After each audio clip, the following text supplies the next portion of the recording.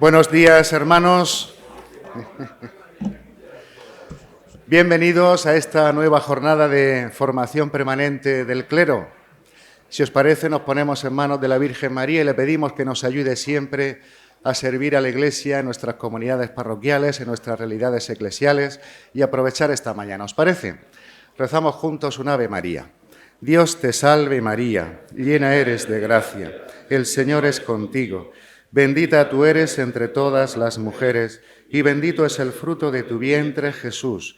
Santa María, Madre de Dios, ruega por nosotros pecadores, ahora y en la hora de nuestra muerte. Amén.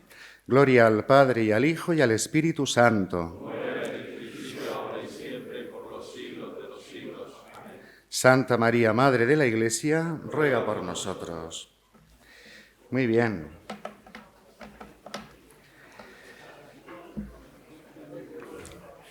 En primer lugar, cabe disculpar a nuestro obispo, don José Manuel, que, como sabéis, está durante esta semana en la reunión de la Asamblea Plenaria de la Conferencia Episcopal Española en Madrid.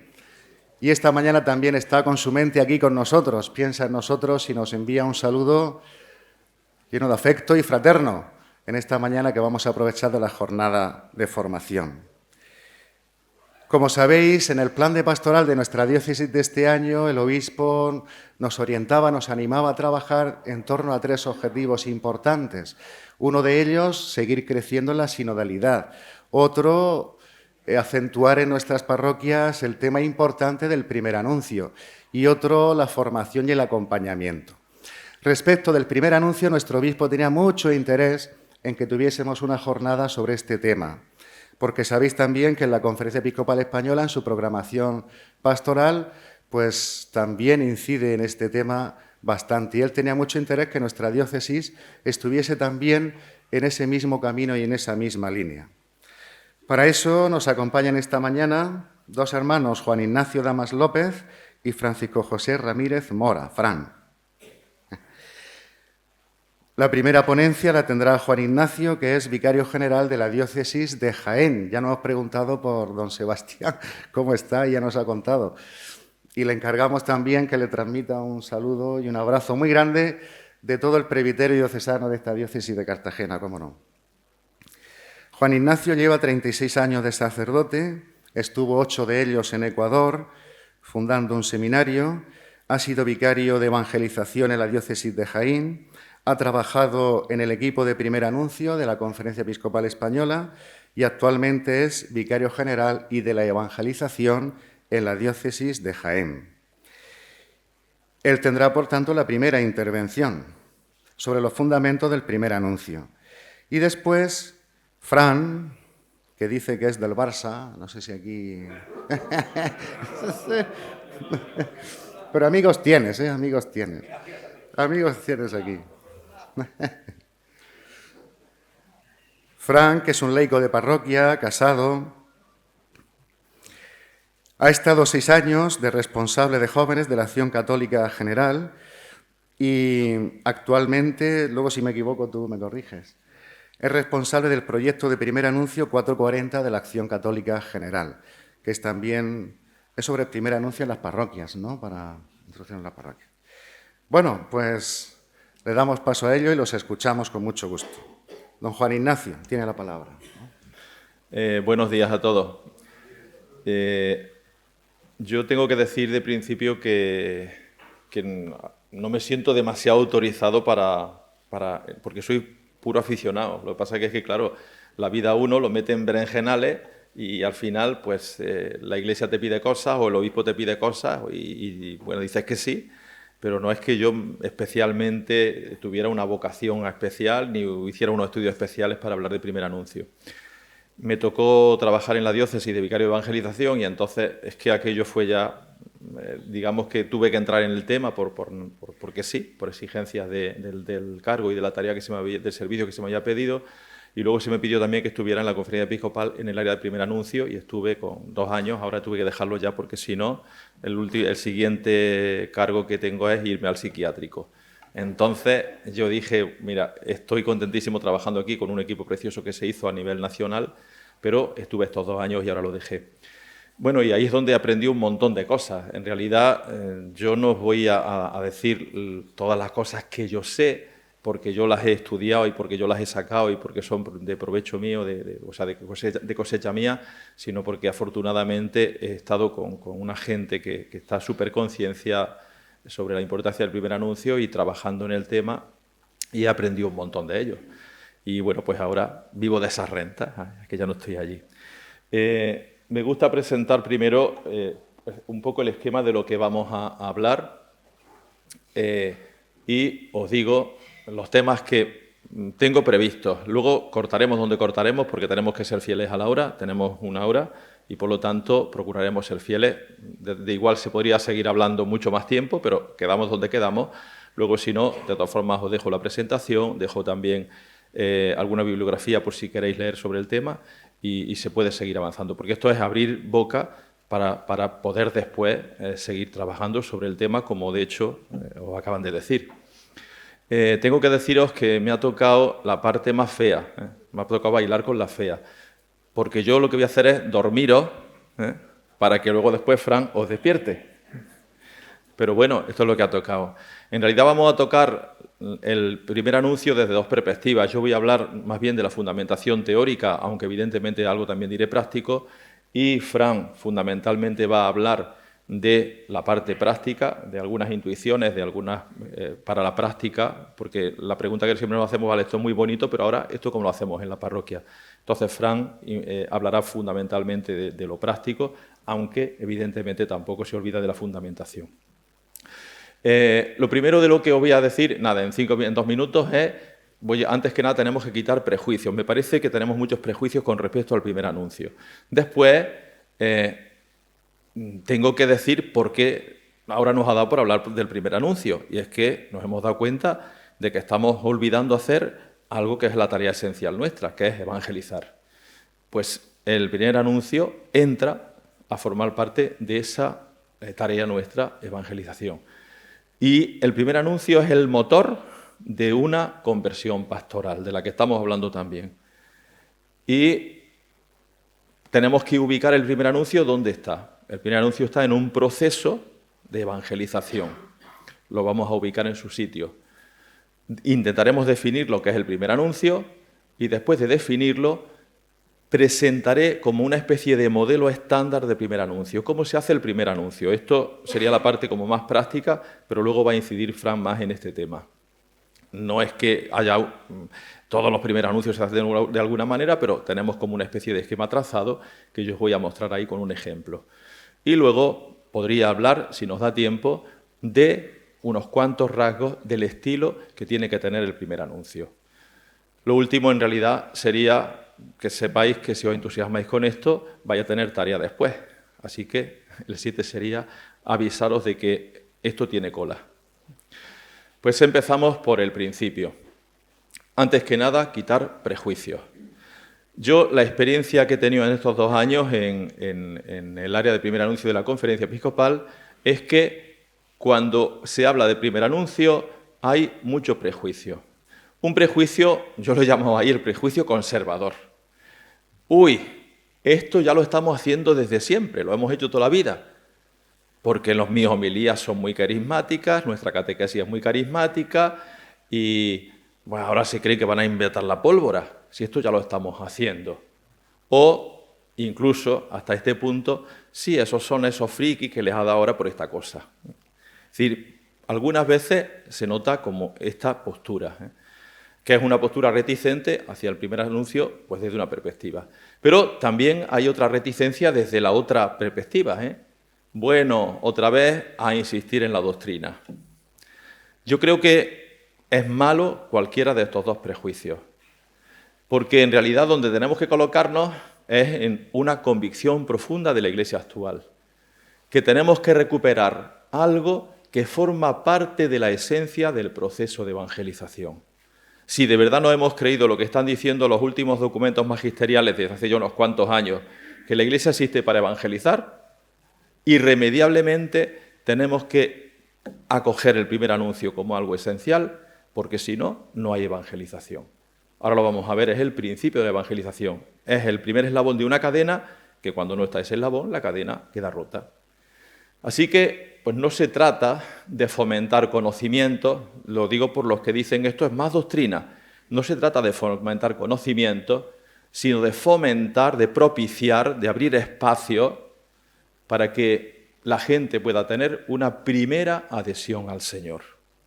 Y luego vendría todo lo demás que hacemos. Claro que nuestras catequesis tienen que ser muy carismáticas y nuestras homilías de los entierros muy carismáticas y todo lo que queramos, pero tenemos que crear espacios propios de primer anuncio para que haya gente que se adhiera al Señor y que después quiera seguir en un proceso de maduración en la fe comunitario. Esta es nuestra convicción y de ella partimos. Yo ya entiendo que, vale, sois buenos y queréis quitaros todos los prejuicios.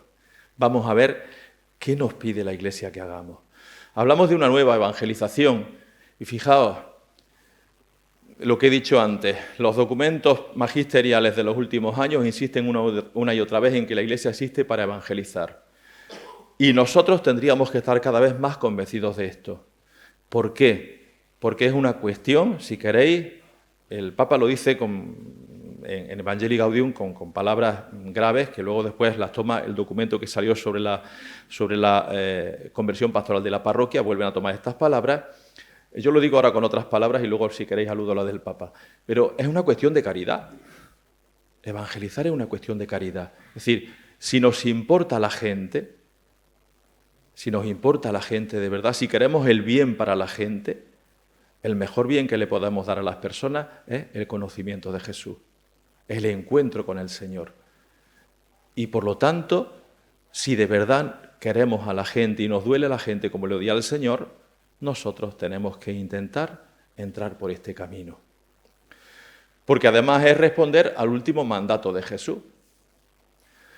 Jesús, fijaos, yo le cuento a la gente, el Señor tiene algunos mandatos específicos en el Evangelio. Después de los 10 mandamientos, pues hay unos mandatos de Jesús explícitos, en imperativo. Uno de ellos es, amaos unos a otros como yo os amé. Yo creo que cuando vosotros vais a la confesión, os confesáis de esto, ¿no? Si has odiado a tu hermano, Manolo, dices, es que a este le tomé una tirria, lo tenemos claro, que ese es un mandato específico del Señor. Si luego hay otro mandato que dice, haced esto en memoria mía, el mandato del memorial. Oye, y también la gente va y dice, me acuso de que he faltado a misa el domingo. Parece que lo tenemos claro, pero hay otro mandato. Id al mundo entero, anunciad el Evangelio. Rarísimamente una persona se confiesa de que no ha evangelizado. No sé si a vosotros, en vuestras parroquias va la gente a confesarse de esto y los curas no confesamos de esto. O sea, yo creo que se nos ha olvidado que hay un mandato explícito de Jesús en el Evangelio que tenemos que cumplir. Y no podemos decir que todo es evangelizar. Evangelizar específicamente. Pues bueno, si de verdad nos creemos que el Señor nos ha mandado a esto, tenemos que darnos cuenta de que el primer anuncio tenemos que recuperarlo porque es el núcleo y el eje de toda la labor pastoral que tenemos que hacer. Todo lo que organizamos en nuestras parroquias tendría que ir en torno a la evangelización. Y es decir, y eso comienza con el primer anuncio. Es decir, recuperar el primer anuncio no se debe a, pues eso, ahí os lo he puesto, no por motivos sociológicos, no por motivos de marketing, no porque, oye, que esto se acaba, tenemos que hacer algo, sino por una motivación teológica. Es que esta es nuestra tarea y si no la estamos haciendo, estamos fallándole al Señor y estamos fallándole a la gente.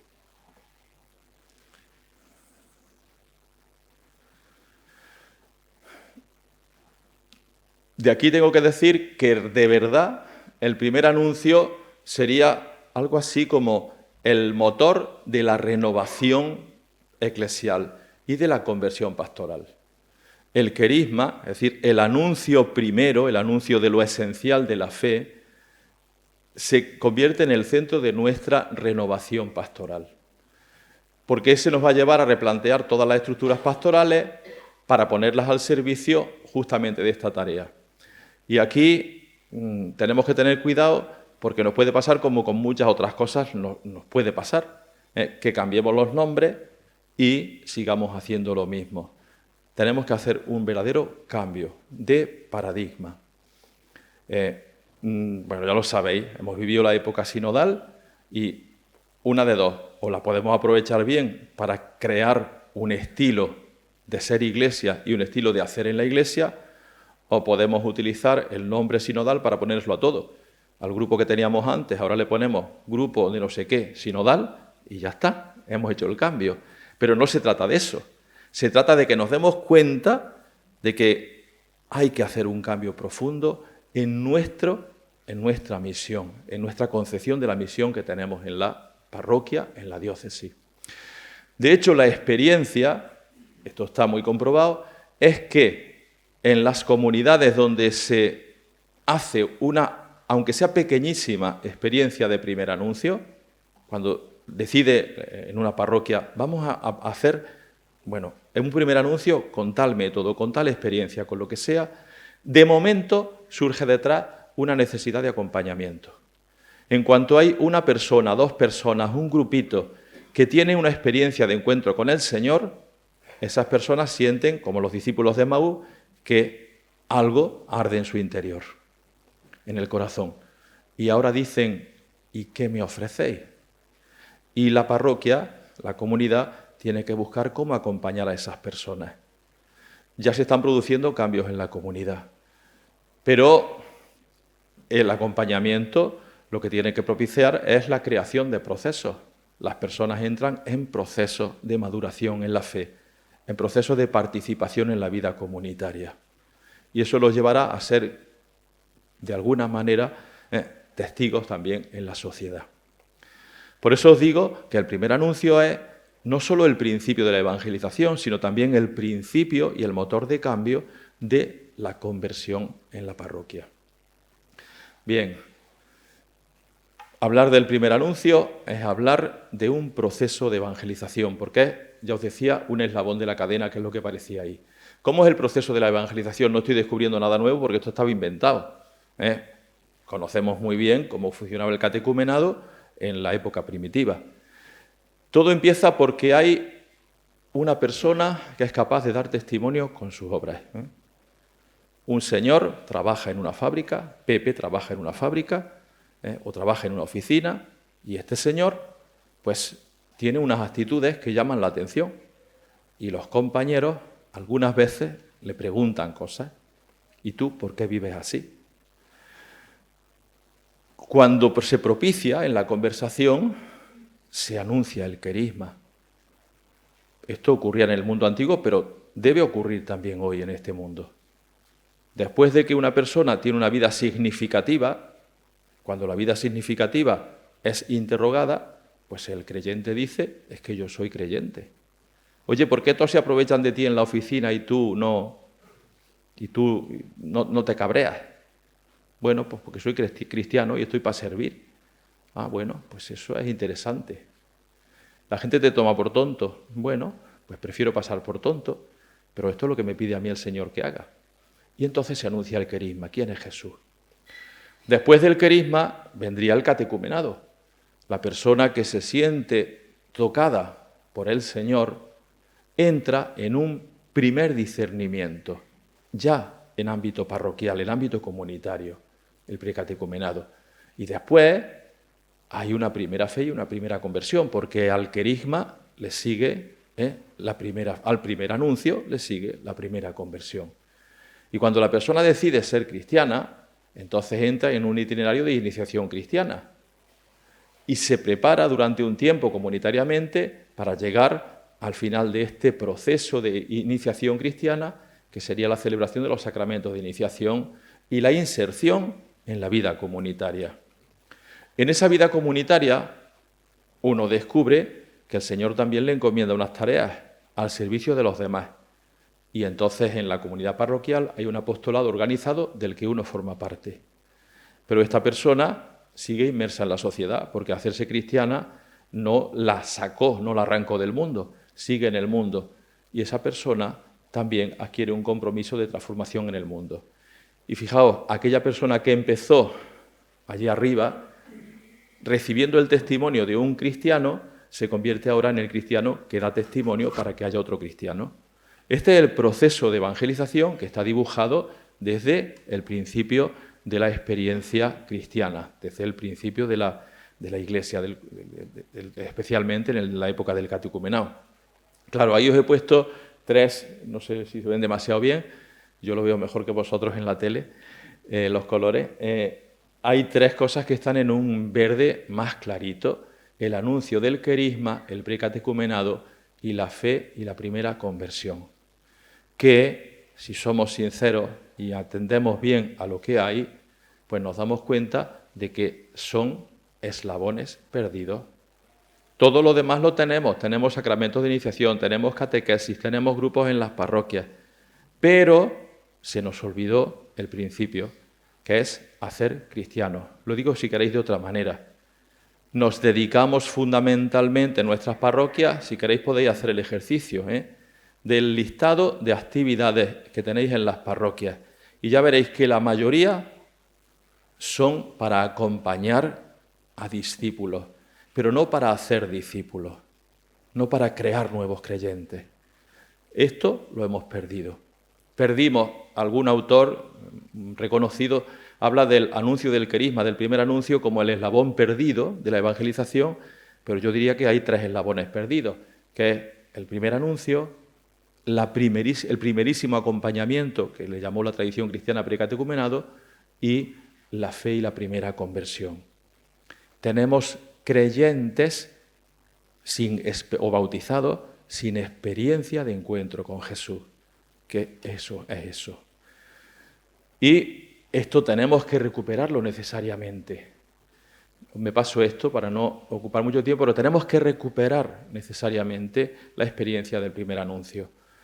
Vamos a intentar definirlo porque, claro, alguien me puede decir, llevas hablando del primer anuncio 10 minutos y, sin embargo, no nos has dicho todavía lo que es el primer anuncio. No podemos dar, por supuesto, nada. El Papa dice en Evangelii Gaudium, vuelve a resonar siempre el primer anuncio: Jesucristo te ama, dio su vida para salvarte y ahora está vivo a tu lado cada día para iluminarte, para fortalecerte, para librarte. Se puede decir de muchas maneras. Jesucristo ha dado la vida por ti. No por todos, que también, por ti. Y eso tienes que tener la experiencia. Bien, esto es demasiado concentrado. Vamos a comprender el primer anuncio en diversas dimensiones. ¿Cuál es el contenido del primer anuncio? El contenido es lo nuclear de nuestra fe. Ese misterio del que yo he hablado antes, de Cristo que te ama, que se ha entregado en la vida por ti, pero no la explicación de todos los contenidos de la fe. Por eso decía antes que no podemos decir eso ya lo estamos haciendo. En la catequesis explicamos todo el credo entero. Y además empezamos desde Dios creador y terminamos con el juicio final. Por lo tanto, revisamos todo el credo y toda la Biblia. Pero es que el primer anuncio no es eso. El primer anuncio es el poner a una persona enfrente del Señor y decirle: este es Cristo que te ama hasta la locura y ha dado la vida por ti. Y está dispuesto a seguir amándote pase lo que pase. Luego vendría la acción catequética, pero primero viene la experiencia de encuentro. Es el contenido. El objetivo, lo que os decía, busca el encuentro hoy, en este momento preciso, de esta persona con Jesús. La persona tiene que percibir que hay alguien que está vivo, que lo ama, que lo conduce, y tiene también que llevarla a esta persona a decirle al Señor: pues si tú estás por mí, yo estoy también por ti. Eso que antes decía, lo del primer encuentro. El primer anuncio tiene que provocar un primer encuentro. El estilo ha de ser directo y explícito. ¿Por qué? Porque algunas veces en esto especialmente nosotros, yo que he tenido también la experiencia de vivir en Ecuador, algunas veces me doy cuenta de que a nosotros nos cuesta mucho trabajo, tenemos muchos prejuicios, incluso hasta los curas, ¿eh?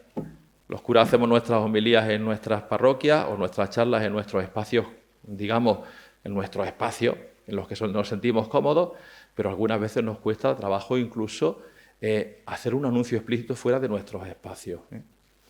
Y hay que hacer un anuncio explícito, ¿eh? Tenemos derecho, esa parresía de la que habla el libro de los Hechos de los Apóstoles, es que tenemos derecho a hacerlo. En este mundo todo el mundo anuncia lo suyo, sin prejuicios. ¿Por qué nosotros no podemos anunciar lo nuestro en cualquier foro?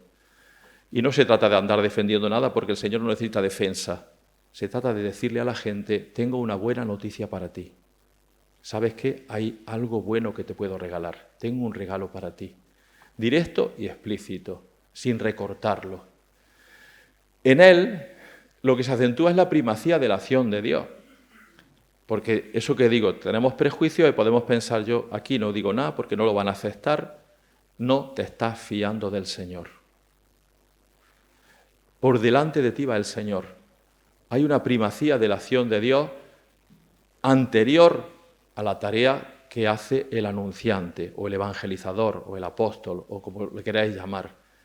¿Por qué? Porque el Señor está en cada corazón humano. El Señor que te abre a ti la boca para que hables de Él, está ya viviendo en el corazón de la otra persona y está esperando allí para que tú le anuncies, para poder suscitar en aquella persona una recepción de ese anuncio. Pero estilo directo y explícito. Eficacia, era lo que os decía antes, viene acompañado siempre por la acción del Espíritu Santo. El Espíritu Santo actúa en ti. ¿Y yo cómo lo voy a hacer? Y Jesús dice, creo que es trasladable el texto también a este ámbito, aunque Jesús habla de las dificultades y de la persecución, pero fíate de Dios. Es que el Espíritu Santo va a poner en tu boca las palabras necesarias. Algunas veces pone el Espíritu Santo en nuestra boca las palabras necesarias o los gestos necesarios, porque algunas veces se hace también sin palabras, aunque el primer anuncio exige palabras, y tú ni siquiera eres consciente de lo que estás haciendo. Creo que todos tenemos alguna experiencia de que hemos hecho alguna cosa, o hemos dicho una palabra en algún momento, que ni nos dimos cuenta del efecto que estaba provocando en alguna persona, que después, al cabo del tiempo, ha venido a decirnos, es que cuando dijiste aquello, o es que cuando hiciste aquello, pues el Espíritu Santo va por delante de nosotros.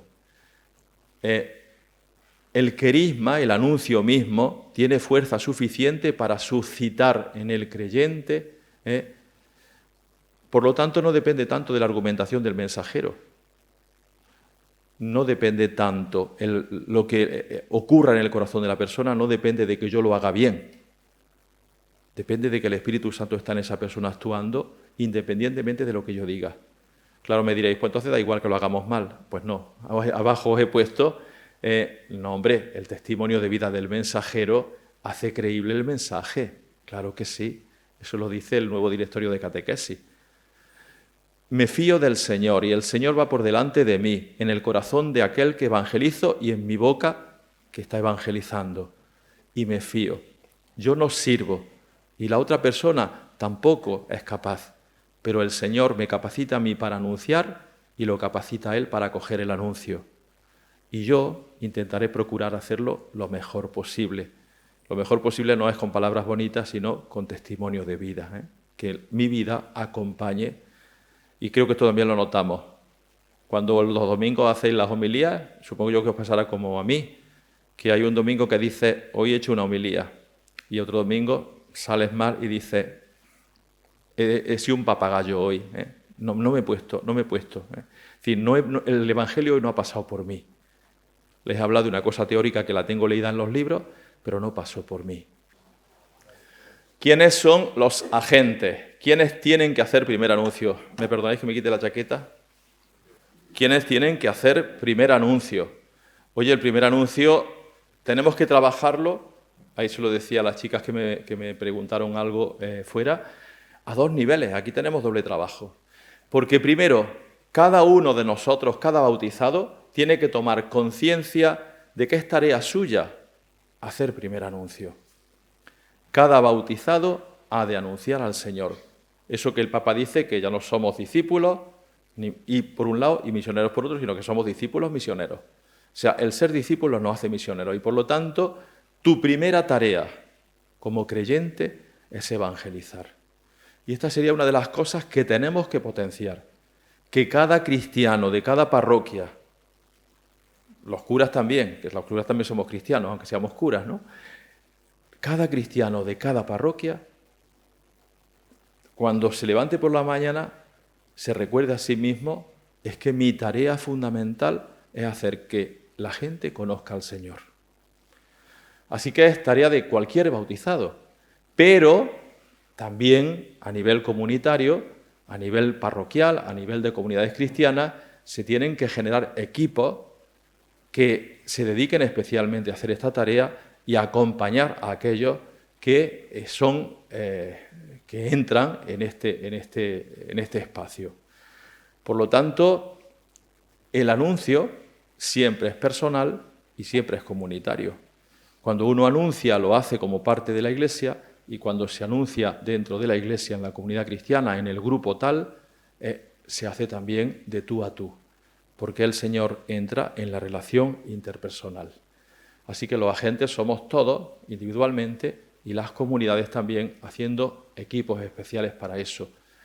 Es curioso que, por lo menos en mi diócesis, y esto ya desde hace mucho tiempo, porque a mí el obispo que me ordenó puso mucho interés, desde que yo estaba en el seminario, en que hubiera catequesis en todas las parroquias. En aquella época había catequesis de aquella manera, pero se logró que en Jaén hubiera en todas parroquias una catequesis de niños, adolescentes, jóvenes muy bien organizada, y que los catequistas estuvieran muy bien formados. Se usó una escuela catequética. Es decir, hoy, en la diócesis nuestra, no es cuestionable que haya catequesis en las parroquias y que haya una catequesis con catequistas bien formados. Y tampoco es cuestionable, en nuestra diócesis, supongo que aquí igual, que en cada parroquia haya un equipo de Cáritas, pequeñito o grande. Oye, tendríamos que llegar a que no fuera cuestionable que en cada parroquia hubiera un grupo, un equipo de primer anuncio, para dedicarse a aquellos que no conocen al Señor, pero que tienen necesidad de encontrarse con Él. La pedagogía es propositivo. ¿Eso qué quiere decir? Que no se puede imponer. Os pongo algún ejemplo. Pues dicen, vamos a hacer un equipo alfa, vamos a hacer un grupo alfa, unas cenas alfa, unas sesiones de alfa, con todos los padres de la catequesis. Los traemos, como vienen con los niños, aprovechamos que están aquí y ¡pum!, los metemos a todos. No funciona. A ver, puede funcionar porque el Espíritu Santo se salta todas las reglas que nosotros le pongamos, pero si es obligatorio, no es primer anuncio. Es propositivo, es una propuesta. Tú haces la invitación y el otro la acoge, pero no puedes imponerlo. Y es una invitación que tú haces poniéndote a ti por medio. La gente te tiene que ver a ti. Y esta es la pedagogía. Los destinatarios, ya sabemos que son muy diversos. No voy a abundar mucho en esto porque creo que esto lo hemos leído todos porque el Papa también lo dice una y otra vez. ¿Quiénes son los destinatarios del primer anuncio? Pues tenemos ahí una galería de posibilidades. Estábamos hablando hace un ratito, Manolo, Fran y yo, justamente de eso, ¿no? De esta experiencia de primer anuncio que está generando Acción Católica 440, y nos damos cuenta de que tendríamos que discriminar y tener en cuenta pues, a la gente a la que se le va a hablar, a la que se le va a invitar a la experiencia, porque tenemos gente de nuestras parroquias que quieren como hacer renovar su fe, su encuentro con el Señor y tener una experiencia, vamos a decirlo así, de reconversión. Y esos tienen ya una experiencia creyente, pero a esos también hay que hacerles primer anuncio. Porque eso que dice las cartas a las iglesias, que las hemos leído, las estamos leyendo esta semana y la leímos la semana pasada en las misas cotidianas, ¿no? El amor primero, el regreso al amor primero. Es que el amor al Señor también le pasa como eso que dicen algunas veces los esposos, ¿no? Es que ya estamos aburridos, ¿eh? Pues a los cristianos también se nos aburre el primer entusiasmo por el Señor. Y hay cristianos que quieren hacer que ese amor otra vez entre en llama. Pero tenemos otra gente que conoció al Señor y está muy alejada y a lo mejor necesitan que les ofrezcamos esta posibilidad de volver a encontrarse con el Señor, y hay otra gente que está alejadísima de la fe, que nunca conoció al Señor y que también lo necesitan. Tenemos destinatarios diversísimos y tendríamos que tener en cuenta a quiénes vamos a hacer este anuncio. Importante, y con esto acabaríamos este módulo, 4 momentos. 4 momentos del primer anuncio. El primero, es decir, un cristiano, para hacer anuncio del Evangelio, ¿qué tiene que hacer? Lo primero que tiene que hacer es estar, la presencia. Es decir, un creyente comparte la vida humana con otros. Cuando digo con otros, no digo con otros creyentes, sino con otros, también con los que no son creyentes. No nos vale eso de niño, con esto no te juntes, que son malos, a ver si se te va a pegar algo. Pues, oye, también puede ocurrir al revés, porque claro, lo que tenía que haber ocurrido con la mujer que tenía flujo de sangre, con la hemorroísa, es que se le contagiara a Jesús la impureza, pero ocurrió al revés, que se le contagió a la mujer la santidad de Jesús. Oye, pues a lo mejor si nos juntamos con los que no son creyentes, con los que están lejos, con los que no tienen nuestras convicciones, en lugar de contagiarnos a ellos lo malo, le contagiamos nosotros a ellos la experiencia del Señor, la presencia. Aquí, en esto, tenemos que trabajar mucho, porque nos cuesta trabajo estar en ambientes que no nos son afines, que no nos son cómodos. La presencia del cristiano en el mundo. Segundo, el testimonio, es decir, que uno vive su vida en el mundo pues como una vida de cristiano, es decir, abiertamente conociendo al Señor y diciendo, pues es que el Señor me hace que viva de esta manera, y dar testimonio de la fe. Así que de la presencia al testimonio, pero también en el diálogo, porque en el diálogo se busca comprender las aspiraciones de los otros o los dolores de los otros y suscitar en ellos la pregunta por la fe. Yo también he tenido, ahora también me la han quitado para que no me volviera loco del todo, empecé en la pandemia y durante todo el tiempo hasta ahora, hasta el mes de septiembre, he estado de capellán en una clínica privada, en un hospital pequeñito, pero bueno.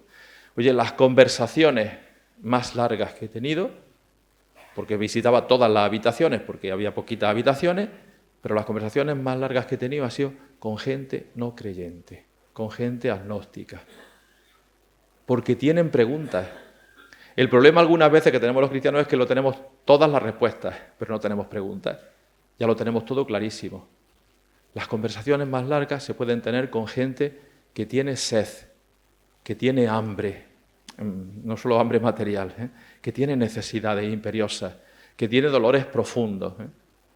Y a partir de eso, de la experiencia gratificante, porque estoy emocionado porque ha nacido mi nieto, y se pone a llorar el abuelo o la abuela por su nieto, a la experiencia de uno que le ha pasado, un camionero que se puso debajo del camión y el camión le pasó por encima, lo podía haber matado 7 veces, aplastado, pero no, y se pregunta, ¿y esto qué ha pasado? ¿Por qué no me ha aplastado el camión? Es decir, de las experiencias positivas y de las experiencias negativas se puede establecer diálogo y en el diálogo suscitar también la pregunta por la fe y por Jesús. Y después el anuncio explícito. Esto tendríamos que hacerlo todos los cristianos.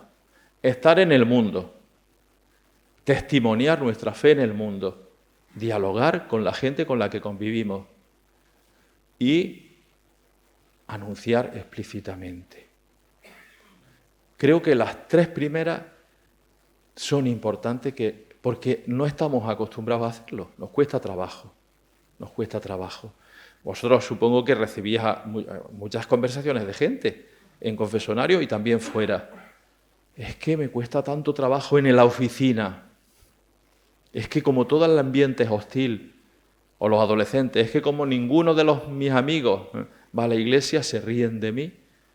Potenciar esas 3 cosas del principio. Ayer me tocó explicar también en mi diócesis los 3 textos de las 3 catequesis bautismales del Evangelio de San Juan. El diálogo de Jesús con la samaritana. La samaritana le faltó poco, perdóname, le faltó poco a la samaritana para mandar a Jesús a la mierda. ¿No? ¿Por qué te pones a hablar conmigo? Eres un maleducado. Primero, soy una mujer, y un hombre no habla con una mujer, así. Y encima soy samaritana y tú eres judío. ¿No sabes que no nos llevamos bien? No era un ambiente propicio, pero Jesús buscó el diálogo. Nos cuesta trabajo eso y tenemos que hacerlo. Los 4 momentos.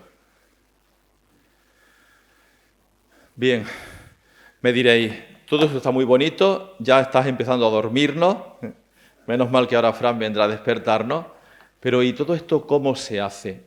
Oye, pues resulta que hay un modelo, no es que tenemos que ir con el blog. A ver, primer paso, venga, vamos a dialogar, Manuel, vamos a dialogar, que te voy a hacer primer anuncio. Primer paso, espérate que punto a ver si lo he hecho, segundo paso, no es así. Pero también es verdad que incluso en el mismo libro de los Hechos de los Apóstoles nos encontramos con relatos de episodios de primer anuncio trazados con una pauta.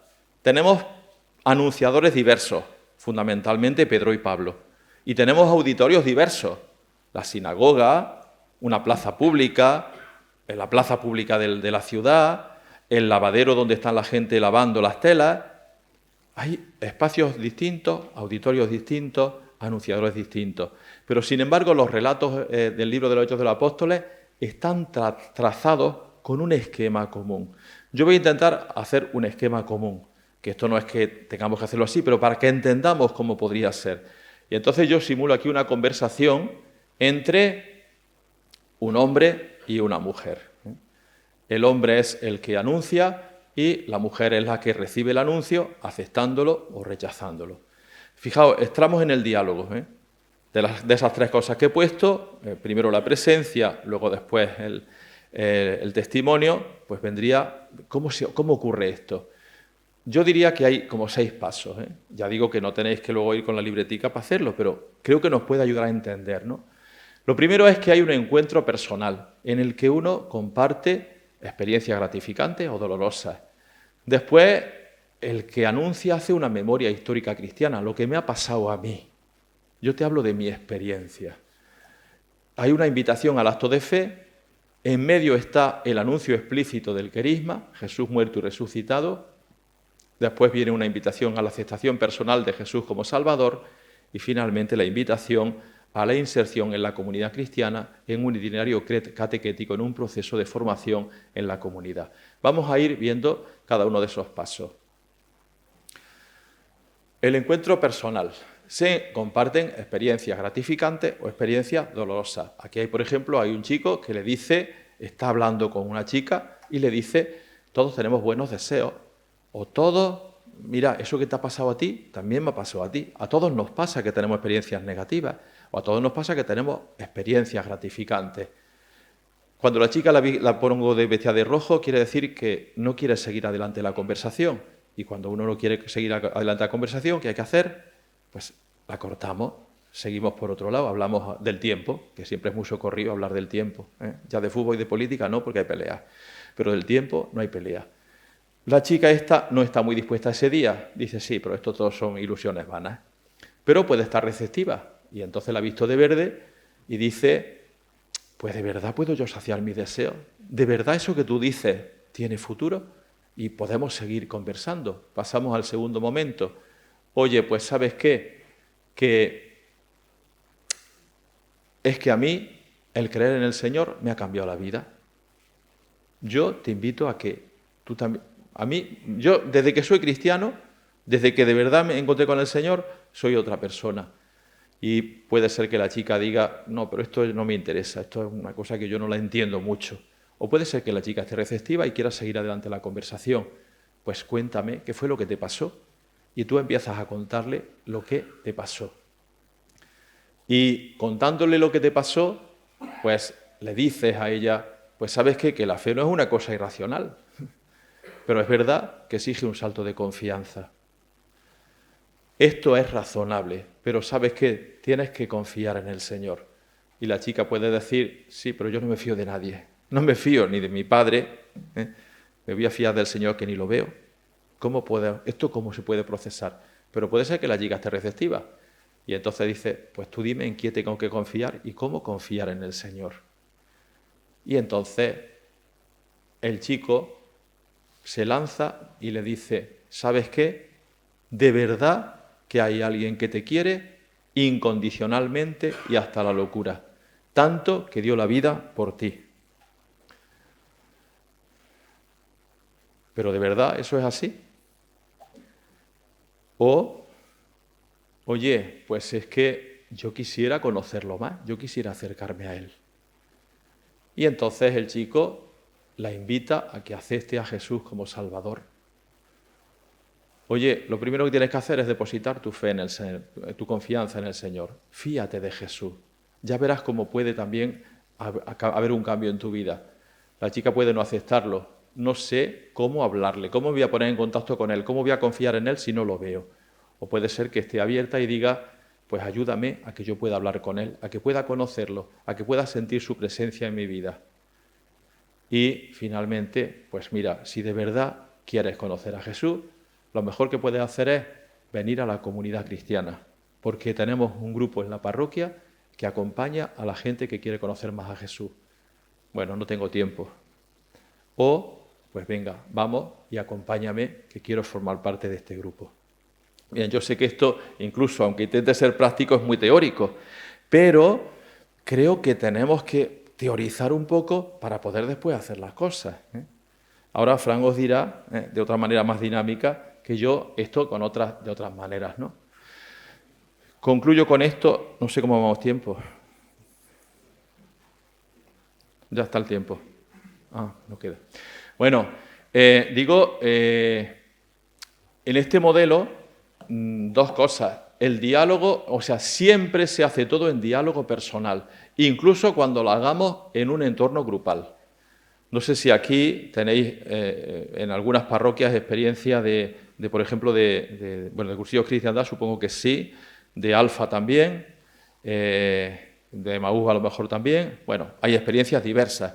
Todas estas experiencias que son grupales son también personales, porque lo que se propicia es el encuentro de una persona con Jesús y siempre hay algún acompañante que acompaña a la persona. Entonces, siempre se hace en diálogo personal, aunque se haga en entorno grupal, porque se hace del corazón de una persona al corazón de otra persona. Y ya os digo, esto algunas veces resulta como milagroso, porque no sabe uno por qué ha ocurrido. Bueno, sí sabe uno por qué ha ocurrido, porque el Espíritu de Dios está por encima de nosotros y hace lo que nosotros no sabemos hacer. Pero siempre se hace en la comunidad, aunque se haga de tú a tú. Si es una experiencia de anuncio personal, el que anuncia siempre forma parte de una comunidad cristiana. Y cuando se hace en una comunidad cristiana, el anuncio siempre se hace de tú a tú. No se hace con las pancartas. Bueno, hoy utilizamos las redes sociales, utilizamos todo. También hay primer anuncio en redes sociales, pero siempre hay una relación personal. Y siempre, y aquí es donde fallan la mayoría de las experiencias de primer anuncio, y aquí este hombre si luego dice algo, se está insistiendo mucho en Acción Católica, no se puede dejar a una persona a la que se ha anunciado, no se la puede dejar después a su aire. Tenemos que generar espacios para acoger a esas personas que han tenido la experiencia de encuentro con el Señor. Por lo tanto, siempre estará dirigido el primer anuncio a un precatecumenado, a un catecumenado, a un discipulado, no sé los nombres que utilizáis aquí, pero hay un grupo en el que las personas que han tenido la experiencia de encuentro con el Señor tienen que ser acompañadas. Y esto se hace comunitariamente siempre. Si no, falla. Y además provocamos a la gente más dolor del que tenían. Yo tengo alguna experiencia de personas que han venido a contarme su experiencia. Hice tal cosa, tal experiencia de primer anuncio en tal sitio, pero después cuando he pedido que me acompañaran, no tengo dónde ir. Y ahora no sé qué hacer con esto que me han puesto aquí en medio de mis entrañas. Tengo aquí esto ardiendo y no sé qué hacer. No podemos dejar a la gente que se encuentra con el Señor indefensa no es porque el Señor defiende, pero ¿me entendéis? No podemos dejarla sin acompañar.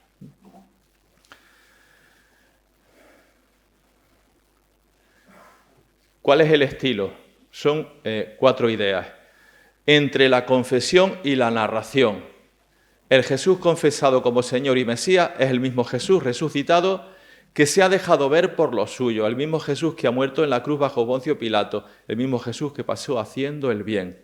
Nosotros somos mucho de la doctrina, es decir, de la confesión, y está bien, ese credo que rezamos recoge el querigma, pero el querigma no es solamente una colección de afirmaciones que asumimos con la cabeza. El querigma, y de hecho los evangelios, la intuición de los evangelistas fue esta: tenemos que contar la historia de Jesús para que la gente pueda conocer al Señor. Y hay que contar una historia. Y por lo tanto no solamente decimos la fe, sino que contamos la fe. No se puede desencajar la confesión de la fe, no se puede emancipar de la historia de Jesús. Hay un autor que dice, a mí me parece muy interesante cómo lo explica: estamos acostumbrados nosotros, porque lo hacemos en catequesis, que es a explicar el credo desde arriba hasta abajo. Pues empezamos por creo en Dios Padre, después creo en Jesús, etcétera, etcétera, toda la vida, y terminamos con el amén. Dice, en este momento actual, si queremos anunciar al Señor, no podemos empezar el credo por el Dios creador, todopoderoso. Tenemos que empezar el anuncio por el amén. ¿El amén qué es? Que yo esto me lo creo. Claro, tenemos que empezar diciendo, ¿sabes qué? Yo tengo algo que anunciarte que me ha cambiado la vida. Y ahora subes para arriba. Hablas de la experiencia del Espíritu Santo y el Espíritu Santo le hace conocer al otro a Jesús. Y luego vas a conocer también al Padre. Pero hay que empezar por el amén, no por el Padre creador. Me parece interesante esa afirmación que hace este hombre. Pero eso es hablar también de un credo hecho historia. Tenemos que anunciar en la pobreza. Dice el Evangelio de San Marcos, llamó a los 12 y los fue enviando de dos en dos, dándoles autoridad sobre los espíritus inmundos. Les mandó que llevaran para el camino un bastón y nada más, pero ni pan, ni alforja, ni dinero suelto en la faja, que llevasen sandalias, pero no una túnica de repuesto. Dice ahí, lo he puesto en negrita, en blanquita más bien, les mandó. Esto no es una recomendación de Jesús. Bueno, si podéis, pues vais con pobreza y así, pues a lo mejor, no, les mandó. Y por lo tanto, Jesús no recomienda, sino que manda a los suyos no llevar nada, es decir, imitar el estilo de Jesús, que es el pobre por excelencia. ¿Qué significa eso de ser pobre? No es solo no tener nada. La pobreza de Jesús no es solo no tener nada, sino darlo todo de sí mismo. Por decirlo de alguna manera, la pobreza de Jesús es la manera de Jesús de ser Dios. Jesús se manifiesta como Dios para nosotros haciéndose pobre. Lo dice, por un lado, la segunda carta a los Corintios, por otro lado, la carta a los Filipenses. El himno de Filipenses lo tenemos clarísimo, ¿verdad? Que estando arriba no hizo alarde de su categoría de Dios, sino que se rebajó haciéndose hombre hasta someterse a la muerte y muerte de cruz. Y en 2 Corintios lo que dice es, hermanos, que Jesús, siendo rico, se hizo pobre para enriquecernos con su pobreza. Es lo mismo. La pobreza y la riqueza, esa riqueza es estar arriba y la pobreza es hacerse hombre. Pues si el Señor, para manifestarse entre los hombres, para que Dios esté presente entre los hombres, ha tomado esta iniciativa, nosotros, para que los hombres puedan conocer a Jesús, tenemos que entrar por este camino. Y por lo tanto, la Iglesia que anuncia a Jesús tiene que hacerlo en pobreza. Entendida la pobreza como una vía, es decir, anunciamos a través de la pobreza, como una disposición íntima, es decir, no buscamos la gloria, aquí nadie busca que, ¡ay, qué bien lo ha hecho este! Lo que buscamos es que el Señor sea conocido, y como praxis. Es decir, tenemos que rodear de afecto justamente a los que sufren, reconociendo en ellos al Jesús que anuncia. Yo siempre se lo digo, especialmente a las catequistas, pero esto creo que es común en todos sitios, porque era también en Ecuador. O sea que aquí en Murcia será como en Jaén. Que tienes la reunión de catequistas y se te quejan de que los padres no responden. Es que los padres no hacen caso, es que los padres no se implican. Pero no te quejes de eso, pues si eso es lo que sabes. Si los padres estuvieran ya convencidos, no necesitábamos hacer catequesis. No te quejes de lo que es así. Mire usted, padre, me quejo, veréis que, no sé si estáis de acuerdo conmigo, pero es que me parece una contradicción. No podemos quejarnos de que aquellos a los que evangelizamos no están todavía evangelizados. Es que nos quejamos de que no conocen al Señor bien aquellos a los que le estamos haciendo conocer al Señor. No te quejes, porque al contrario lo que tenemos que hacer es rodear de afecto a esas personas, porque el sufrimiento no es solamente no tener pan, no tener trabajo o no tener calefacción. El sufrimiento es también no tener al Señor. Siente afecto ante esta gente que es pobre porque no tiene la riqueza de conocer a Jesucristo. Sintamos afecto por estas personas. Oye, y no lo he puesto ahí, pero también algunas veces la pobreza del primer anuncio, el estilo pobre de la iglesia que anuncia a Jesucristo, es también pobreza de medios. Y de medios humanos. Es que con la gente que yo tengo en la parroquia, ¿qué podemos hacer? Pues lo que hizo Jesús con aquellos 12, que luego se convirtieron en 11, que eran unos colodrillos. Así de inútiles como nosotros. Yo os digo, en los 36 años que llevo de cura, la mejor catequista que he tenido era una mujer que no sabía leer. Y aprendió a leer, se salió de la escuela de adultos para ser catequista. Y aprendió a leer leyendo el Evangelio a los niños de catequesis. La pobreza de medios, porque no depende tanto de nosotros. Luego, claro, evidentemente no estoy diciendo que no nos formemos, pero creo que me entendéis lo que estamos diciendo. Algunas veces podemos pensar que no, con estas mimbres no se pueden hacer ninguna buenas canastas, pero el Señor sabe utilizar las mimbres como Él sabe. Pobreza. En sinodalidad. Esta es la palabra de moda, pero tenemos que decirlo. Porque Jesús dice, en verdad os digo, todo lo que atéis en la tierra quedará atado en los cielos, y lo que desatéis en la tierra quedará desatado en los cielos. Os digo además que si dos de vosotros se ponen de acuerdo en la tierra para pedir algo, se lo dará mi Padre que está en los cielos, porque donde 2 o 3 están reunidos en mi nombre, allí estoy yo, en medio de ellos. Este es un estilo también. Anunciamos el Evangelio así. Es decir, cuando somos capaces de ser iglesia y de hacer en la iglesia de este modo que estamos aprendiendo o reaprendiendo ahora, o rescatando, recuperando, ampliando lo que queráis, ¿no? En el caminar juntos, en el estar juntos, está Dios y nos hace Dios actuar. Sabéis, cuando estamos todos juntos, y cuando digo todos juntos digo pues laicos, religiosos, sacerdotes, para hacer esto, evitamos 2 inmadureces. Una inmadurez es la de la soberbia, que es, déjame que ya lo hago yo, que esto lo hago yo muy bien. Esta es bastante propia de los curas, yo me meto en medio el primero, Esto no sabía hacerlo vosotros, ya lo hago yo. Pero claro, si el estilo que tenemos es de hacerlo juntos, pues no podemos decir eso. Y también se evita la otra inmadurez, la de la irresponsabilidad. Como a mí no me han formado, como yo no sé hacerlo eso, pues que lo hagan los curas. Esto es muy propio de los laicos. Cuando trabajamos juntos, los laicos y los curas, evitamos las dos cosas. Que uno sintamos que yo lo tengo que hacer porque soy el que lo hago bien, y que el otro diga yo no lo hago porque no estoy preparado. Y en el espíritu.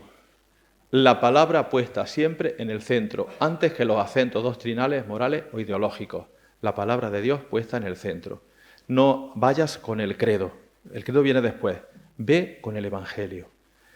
Sabiendo, esto lo he dicho ya, no abundo más en eso, que el Espíritu está en ti, que anuncia, y en el corazón del otro, que recibe el anuncio. Hay que anunciar a Jesús completo. No tenemos que mutilar para agradar. Oye, es que si le digo todo lo que yo pienso, el otro me lo va a aceptar. Pues que no te lo acepte, pero tú dilo. Tú dices que Jesús para ti es el Hijo de Dios. El otro dice que Jesús es muy buen amigo. Pues genial, que se quede allí. Pero tú no recortes. No recortes el mensaje diciendo que Jesús es un muy buen amigo para que el otro te lo acepte. Anuncia a Jesús completo. Y asume que cada momento es un kairos. El Espíritu está actuando en cada momento. Estate atento porque es sorprendente. Dios sorprende siempre. Incluso cuando tú no pienses que puede ocurrir algo, ocurrirá. Hay un cura que es cura porque yo besé cuando era adolescente él el féretro de su padre. Punto. Yo ni podía imaginarme aquello. Digo, por poner un ejemplo que seguramente vosotros tenéis. Bueno, pues en cada momento el Señor puede actuar de un modo determinado, estar atento a esos momentos y valorar el tiempo por encima del espacio. Tenemos muchos espacios que no son propios y en los que nos sentimos cómodos.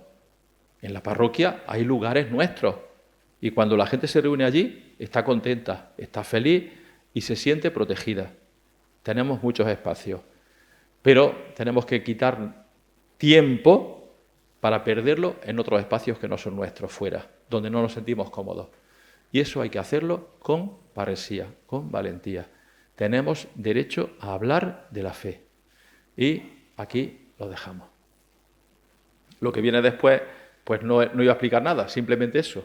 Lo que viene después, si nos implicamos en el primer anuncio, después vendrá mucho más. Pero esto forma parte ya de otra charla, ¿vale? Gracias por vuestra paciencia.